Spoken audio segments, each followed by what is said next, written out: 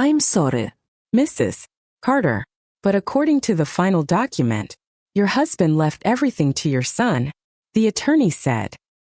His voice calm and measured as if he were discussing something ordinary, and not the quiet dismantling of a life that had taken over 40 years to build. Evelyn Carter sat perfectly still in the leather chair, her gloved hands folded neatly in her lap, her back straight despite the ache that had settled into her bones over the past few months, and across the polished mahogany table, Daniel Carter smiled, a small, controlled smile that didn't reach his eyes, the kind of smile Evelyn had never seen on her son before, not when he was a boy with scraped knees running through the backyard, not when he graduated college, not even at his wedding, and yet here it was, appearing at the exact moment her world seemed to tilt slightly off its axis, as if something invisible had shifted just out of place. The office around them was quiet, the kind of quiet that came with thick carpets and expensive furniture, where even the ticking of the wall clock sounded distant, softened, unreal. And Evelyn found herself staring not at the attorney, not at the papers spread across the table, but at Daniel, trying to reconcile the man sitting in front of her with the child she had once held close during thunderstorms, whispering reassurances until he fell asleep. Beside him, Melissa sat poised and elegant, her blonde hair falling neatly over her shoulders, her posture relaxed, her expression composed, though there was something in the way her fingers tapped lightly against her purse that suggested a different story beneath the surface, something impatient, something expectant. Evelyn blinked slowly, her mind moving carefully, deliberately, as if each thought required more effort than the last, because this didn't make sense. Not with the conversation she had shared with her husband in the quiet evenings of their home, not with the promises he had made in that steady, reassuring voice of his, telling her that she would always be taken care of, that everything they had built together was meant for her security, her peace, her future. And yet here they were, in a downtown Chicago law office on a gray Tuesday morning, listening to a version of events that didn't match the life she remembered. Daniel shifted slightly in his seat, glancing briefly at Melissa before looking back at the attorney,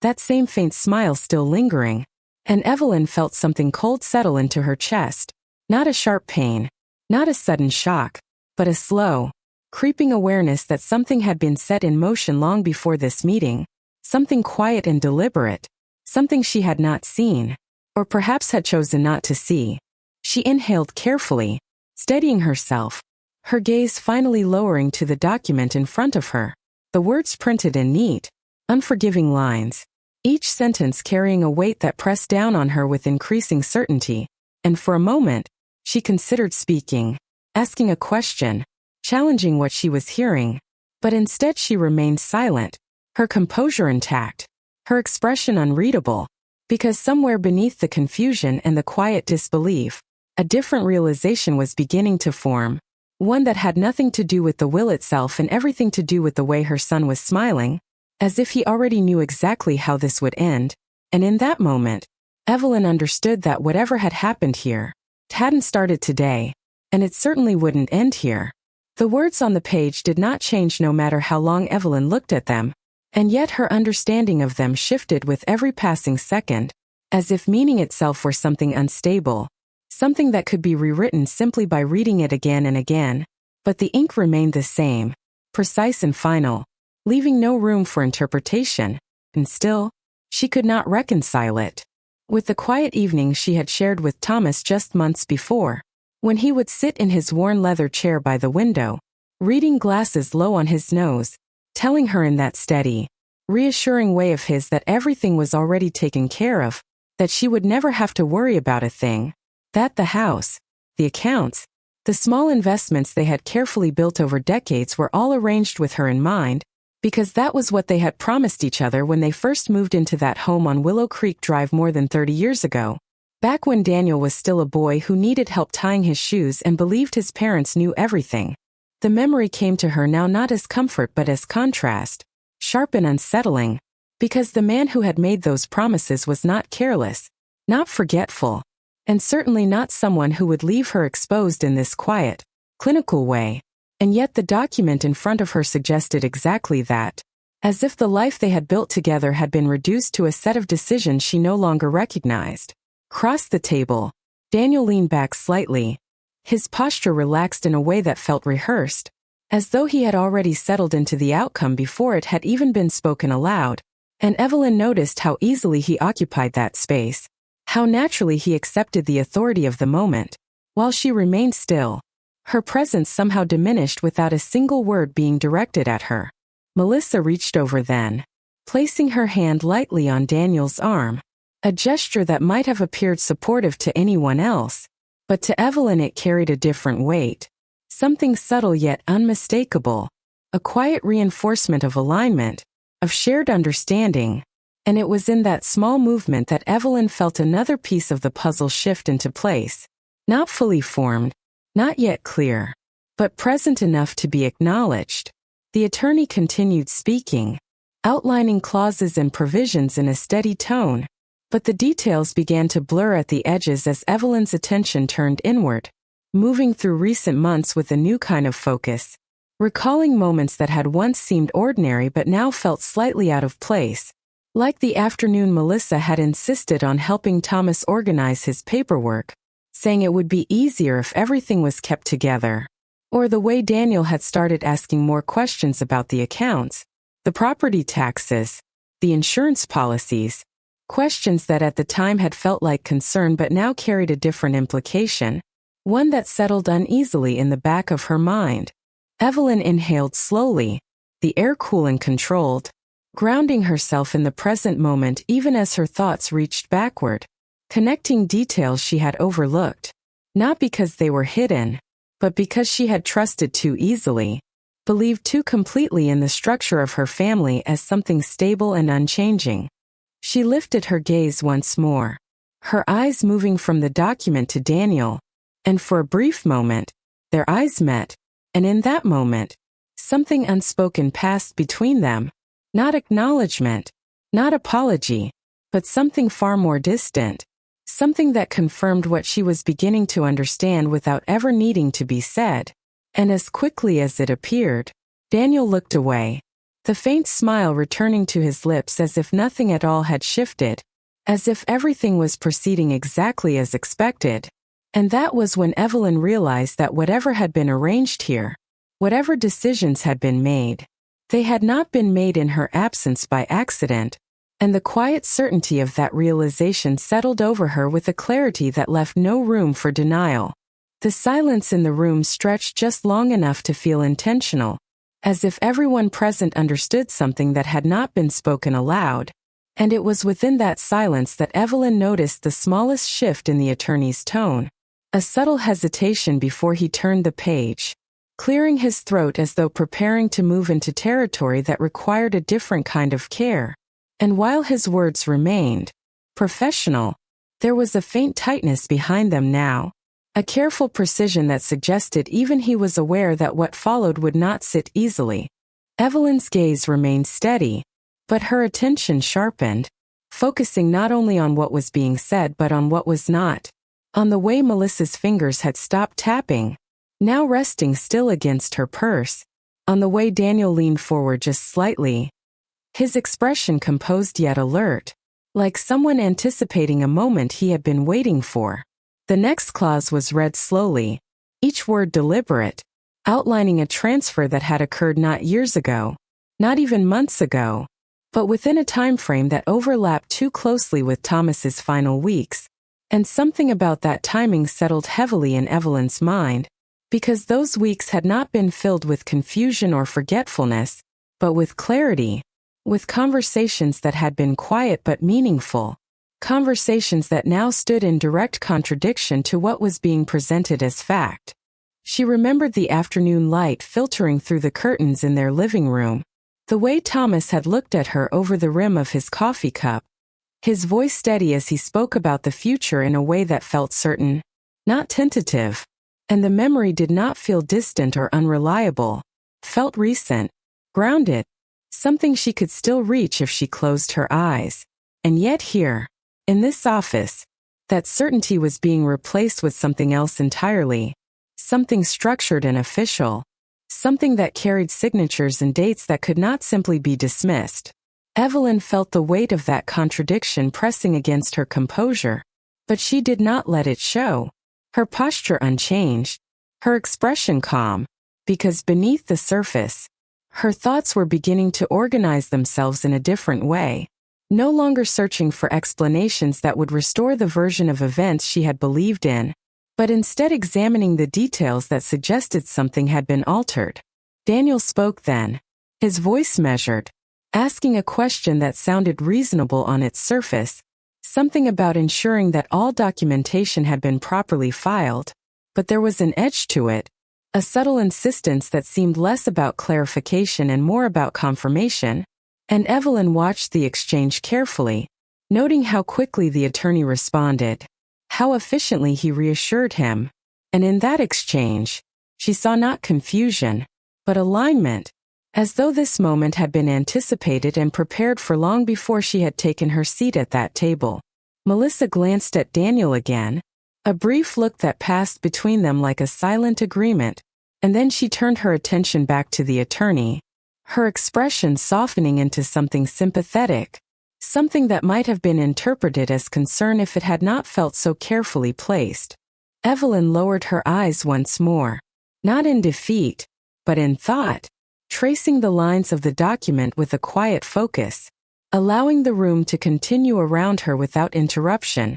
because she understood now that reacting in this moment would serve no purpose, that whatever had been constructed here was too deliberate to be undone with a question or a challenge, and instead, she allowed the realization to settle fully, clear and undeniable, that the truth of what had happened was not contained in these pages alone, but in the pattern that had led to them, a pattern she had only just begun to see, and as that understanding took shape, something within her shifted, not outwardly, not in any way that could be observed by the others in the room, but internally, quietly, with the kind of certainty that did not require acknowledgement, because for the first time since the reading began, Evelyn was no longer trying to understand what had been done to her. She was beginning to understand how it had been done. The room returned to its steady rhythm, the attorney's voice continuing with the same measured cadence, but for Evelyn, time no longer moved in a straight line,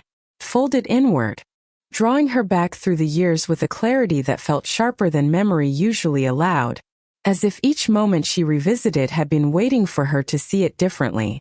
She saw the kitchen on a late autumn afternoon, the scent of brewed coffee still lingering in the air, Thomas standing by the counter with a stack of envelopes, papers he had always handled with quiet care, and Melissa beside him, her tone light, almost casual, as she offered to help organize everything, saying it would make things easier for everyone. And at the time, Evelyn had thought nothing of it, had even felt a small sense of relief that someone else was willing to take on the burden of sorting through details that had begun to feel overwhelming. She remembered how naturally Melissa had stepped into those spaces, not abruptly, not in a way that would draw attention, but gradually, as though she had always belonged there, asking questions that seemed thoughtful, offering suggestions that sounded reasonable, creating a presence that blended seamlessly into the routine of the household. Daniel had mirrored that shift in his own way,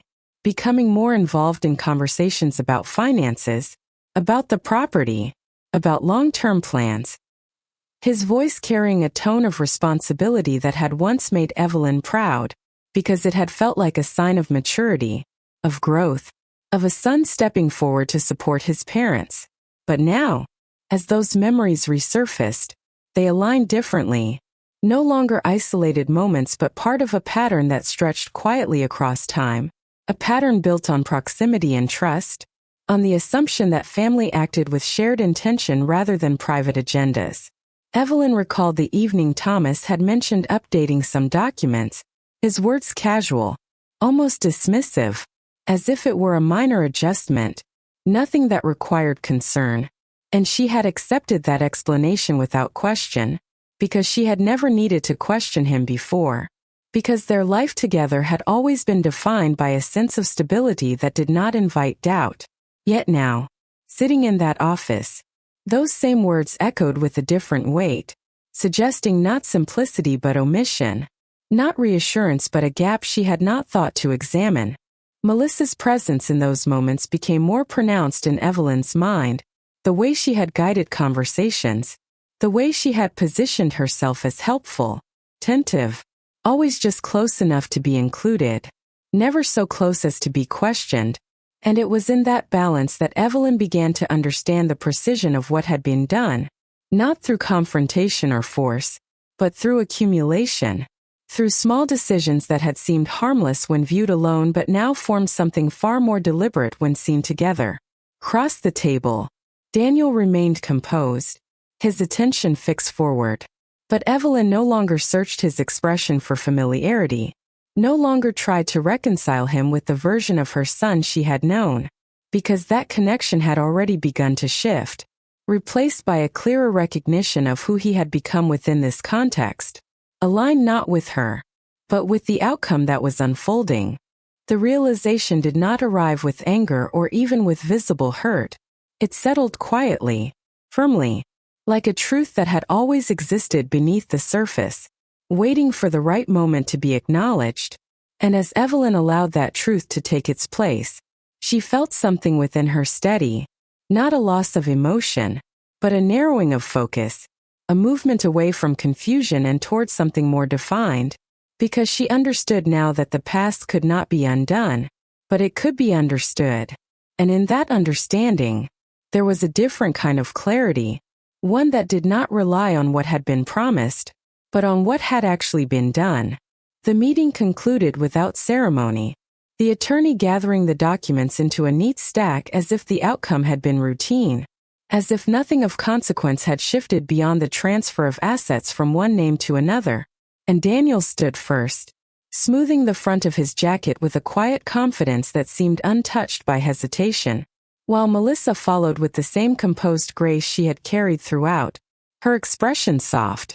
her tone gentle as she spoke a few polite words that sounded appropriate but carried no real weight. Evelyn rose more slowly, not because she was unsure, but because she was deliberate, allowing the moment to settle fully before she moved, her hands steady, her posture unchanged, and as she stepped away from the table, she did not look back at the documents, did not ask for clarification, did not challenge what had been presented, because she understood now that the truth she needed was not contained within those pages alone. The hallway outside the office felt cooler, the air sharper, and for a brief moment, the city noise filtered in through the distant windows, a reminder that the world beyond this building continued as it always had, indifferent to what had just taken place. And Evelyn paused near the exit, her gaze drifting toward the glass doors where reflections overlapped with movement outside, creating a layered image that felt strangely fitting.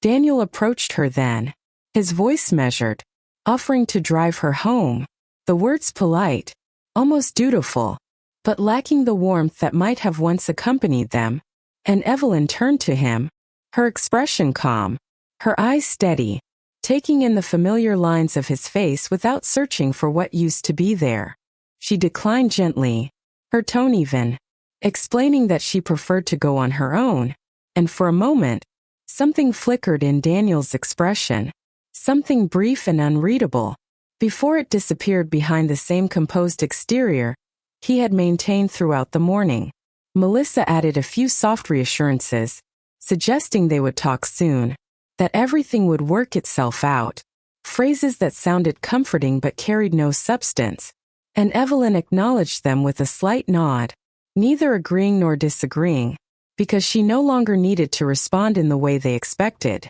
As she stepped outside, the cool Chicago air settled around her, crisp and steady, and she took a slow breath, grounding herself in the present, allowing the clarity that had formed within her to remain intact, untouched by the noise of passing cars or the distant conversations of strangers. The building behind her stood unchanged, its structure solid and imposing, but what had shifted was not something that could be seen from the outside. It was something internal, something precise and quiet, a recalibration of understanding that no longer relied on assumptions or memories shaped by trust. Evelyn began to walk, her pace unhurried, her steps measured, and as she moved forward, her thoughts aligned with a new kind of purpose, one that did not rush, did not react, but observed, considered, and prepared, because she understood now that what had been taken from her was not simply property or control. It was the narrative she had believed in, the version of her life that had been quietly altered without her awareness. And while she could not undo what had already been done, she could choose what came next. Behind her, Daniel and Melissa remained near the entrance, their voices low, their figures framed by the glass doors, appearing composed, certain, as if the outcome had secured something permanent, and perhaps, for now, but Evelyn did not turn back to confirm it, did not need to see their expressions to understand their confidence, because she had already seen enough. And as she continued down the sidewalk, blending into the steady rhythm of the city, the quiet certainty within her remained, not loud, not visible, but firm, because for the first time since the reading began, she was no longer standing within the outcome they had arranged. She was stepping beyond it, into something they had not yet considered. The ride home was quiet, not because there was nothing to think about, but because Evelyn chose not to chase every thought as it surfaced, allowing them instead to settle into place with a kind of order she had not felt before. And when she reached the house on Willow Creek Drive, she paused at the front steps for a moment, her hand resting lightly on the railing, taking in the familiar structure that had once represented stability, routine, and shared history, and now stood unchanged in appearance yet altered in meaning. Inside, the air carried the faint scent of furniture polish and old wood, the same scent that had greeted her every evening for decades, and she moved through the entryway with measured steps, her gaze drifting across details she had seen 1,000 times before, the framed photographs along the hallway, the soft indentation on the living room sofa where Thomas used to sit, the small imperfections that had always made the house feel lived in rather than perfect. She set her purse down on the side table and removed her coat carefully, placing it in the same spot she always had, her movements steady, almost ritualistic, not out of habit alone but out of intention, because she understood now that maintaining control over the smallest actions mattered more than it had before. The silence in the house was different now, not heavy, not hollow, but observant, as if the space itself were waiting. And Evelyn walked into the study where Thomas had kept his documents, the desk still organized in the way he preferred, each drawer aligned, each folder placed with quiet precision, and for a moment, she simply stood there,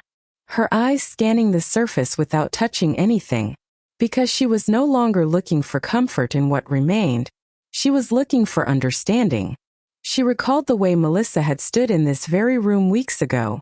her voice light as she suggested reorganizing the files, explaining that it would make things easier later, and at the time, Evelyn had agreed, had stepped aside, trusting that the gesture was helpful, that it came from a place of care. But now, that memory settled differently, no longer isolated but connected,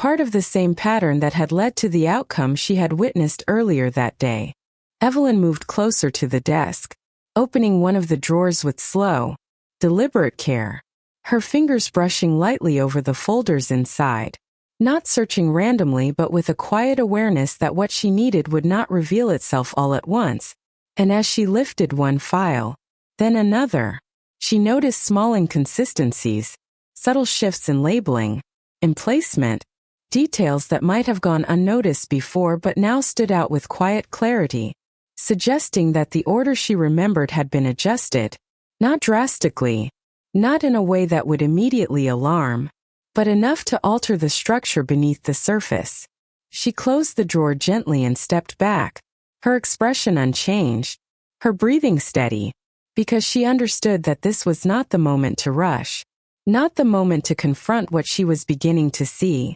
but the moment to observe, to gather, to allow the full shape of the situation to emerge without interference. The house remained silent around her, the late afternoon light stretching across the floor in long, pale lines, and Evelyn stood within that stillness with a new sense of awareness, no longer anchored to what she had believed about her family, but attentive to what had actually taken place. And as that awareness settled into something firm and unshakable, she recognized that whatever had been set in motion did not end at the law office. It extended here, into the spaces she knew best, into the details that had been quietly rearranged, and for the first time, she was no longer moving through those spaces as someone who belonged unquestioningly. She was moving through them as someone who was beginning to see them clearly. The house remained still as evening settled in, the fading light casting long shadows across the study, and Evelyn did not rush to turn on the lamps,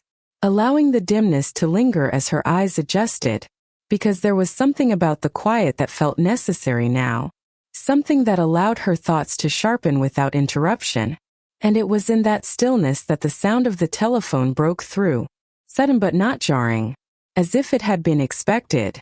She glanced toward the hallway, then moved at an unhurried pace to answer it, her hand steady as she lifted the receiver, her voice calm as she spoke her name. The voice on the other end was familiar, though not one she had heard recently, measured and professional, carrying a tone that suggested careful intention rather than casual conversation. And as he introduced himself as Howard Blake, the name settled into her memory with quiet recognition, not immediate, but close enough to surface with a sense of relevance. He had worked with Thomas years ago, before the firm they had visited that morning had taken over certain matters, and while his involvement had become less visible over time, his presence had never been entirely removed. He did not speak quickly, nor did he offer unnecessary explanation, instead choosing his words with precision, stating that he had become aware of the recent proceedings and felt it was important to reach out, not to interfere, but to ensure that certain details had not been overlooked. Evelyn listened without interruption, her expression unchanged, though her focus narrowed, because there was something in his tone that differed from what she had heard earlier that day, something less rehearsed, less aligned with an expected outcome. He mentioned documents, not in a vague or speculative way, but with specificity, referencing timelines that extended beyond the version that had been presented. And as he spoke, Evelyn felt the quiet certainty within her begin to take on a clearer shape, not as a reaction, but as a recognition. She did not ask immediate questions, did not press for conclusions,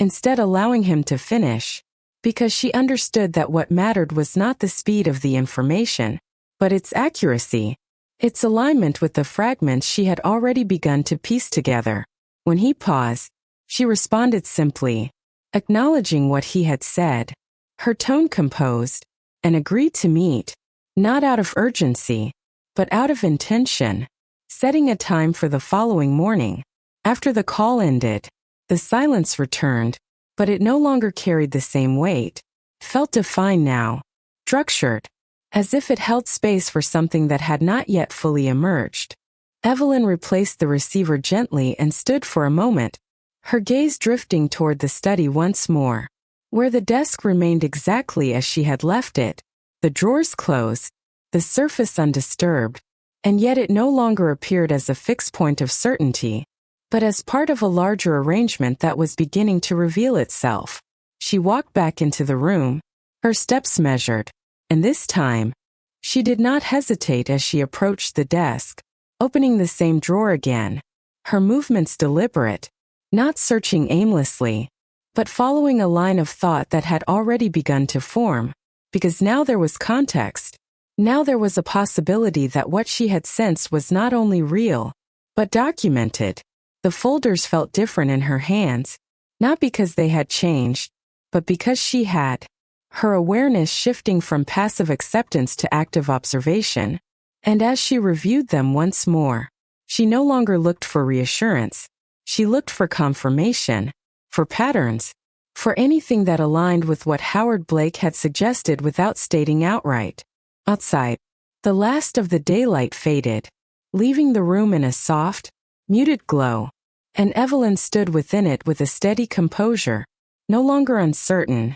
no longer questioning whether something had been done, but beginning to understand that the truth was not hidden beyond reach. It was simply layered, waiting to be uncovered by someone willing to look without assumption. And for the first time, she was doing exactly that. The morning arrived with a quiet clarity that matched the steadiness Evelyn now carried within herself, and as she prepared to leave the house, her movements remained deliberate, each action measured not out of hesitation but out of control, because she understood that what lay ahead was not about reacting to what had already been done, but about confirming what she had begun to see with her own eyes. The drive into the city felt different from the day before, not because the streets had changed, but because her perspective had. The passing buildings no longer blending into a blur but standing out in sharp detail, as if the world itself had become more defined now that she was no longer viewing it through the lens of assumption. When she arrived at Howard Blake's office, the space contrasted noticeably with the one she had visited earlier, smaller, quieter, less polished, but carrying a sense of authenticity that did not rely on appearances, and he greeted her with a composed professionalism that felt grounded rather than rehearsed, his demeanor steady, his tone direct without being forceful. He did not begin with conclusions, nor did he offer immediate explanations, instead placing a single folder on the desk between them, his hand resting lightly on it for a moment before sliding it toward her, allowing the contents to speak before he did. Evelyn did not rush to open it, her gaze lingering briefly on the cover, acknowledging the significance of what it might contain, and when she finally lifted it, her movements remained calm, her attention focused, because she was no longer searching for reassurance, she was verifying a pattern. The documents inside were arranged with precision, dated, signed, and structured in a way that differed from what had been presented the previous day. Not drastically, not in a way that would immediately contradict, but enough to reveal a divergence, a shift that had occurred within a specific window of time, one that aligned too closely with the period she had already begun to question. Howard spoke then, his voice low, explaining that these were earlier versions, that changes had been made, but not all of them had followed the usual process, and while his words remained careful, they carried a weight that did not need to be emphasized. Evelyn listened, her expression unchanged, but internally, the final pieces began to align, not with surprise, but with recognition, because what she was seeing was not a sudden betrayal, but the culmination of something that had been built gradually, quietly, and with intention. She traced one of the signatures with her eyes, noting the difference in form, subtle but present, the kind of variation that might go unnoticed without comparison, and it was in that detail that her understanding solidified, not as an accusation, not yet, but as a certainty that what had been presented to her was not the full truth. She closed the folder gently, her hand steady, and looked up at Howard, not with confusion, not with distress, but with a clarity that needed no confirmation, because she already understood what this meant. Outside, the city moved as it always did, indifferent to the quiet shift that had just taken place within that office, and Evelyn stood, thanking him with a calm sincerity that reflected not relief, but acknowledgement, because this meeting had not given her something new. It had confirmed what she had already begun to see. As she stepped back into the street, the air cool and steady, she did not feel the need to rush, did not feel the urge to confront or to demand, because she understood now that timing mattered, that certainty required patience, and as she walked forward, blending once again into the rhythm of the city, there was no hesitation in her steps, no uncertainty in her direction, only a quiet, controlled awareness that whatever came next would not be dictated by what had been done to her, but by what she chose to do with the truth she now held. The invitation was sent without urgency, a simple message requesting that Daniel and Melissa come by the house that evening, nothing more, nothing that would suggest anything beyond a routine conversation, and when they arrived, they carried the same composed confidence they had worn the day before, Daniel stepping inside with a familiar ease, Melissa following with a polite smile, her eyes scanning the room briefly as if confirming that everything remained as it had been, unchanged, undisturbed. Evelyn greeted them calmly, her tone steady, her posture relaxed, and as she led them into the living room, there was nothing in her demeanor that hinted at what she now knew, nothing that disrupted the expectation they had likely carried with them, because she understood that clarity did not need to announce itself. They sat across from her, Daniel leaning back slightly, Melissa crossing her legs with practiced poise, and for a moment, the conversation remained neutral. A few exchanged remarks about the day, about traffic, about small details that filled the space without substance, and Evelyn allowed it, not because it mattered, but because it established a rhythm, a sense of normalcy that made what followed feel less like confrontation and more like inevitability. When she finally reached for the folder resting on the table beside her, her movement was unhurried, deliberate, and she placed it between them without emphasis, her gaze steady as she opened it, turning it slightly so they could see the contents clearly. And for the first time since they had entered the house, the air shifted, subtle but unmistakable. Daniel's expression did not change immediately, but there was a pause, a fraction of a second where his composure hesitated, and Melissa's posture adjusted almost imperceptibly,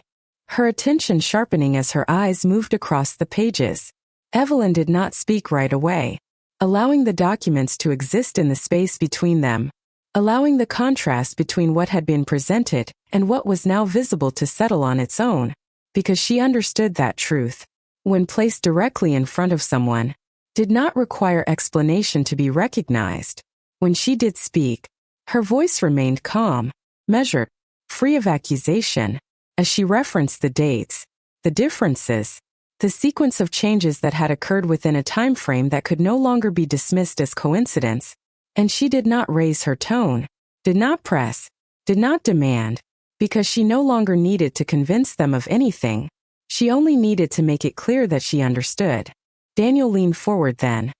his earlier ease replaced by a careful attention, his eyes moving between the documents and his mother, as if searching for a way to reframe what was now undeniable. And Melissa remained still, her expression composed but no longer effortless, the quiet control she had maintained beginning to tighten at the edges. Evelyn closed the folder gently,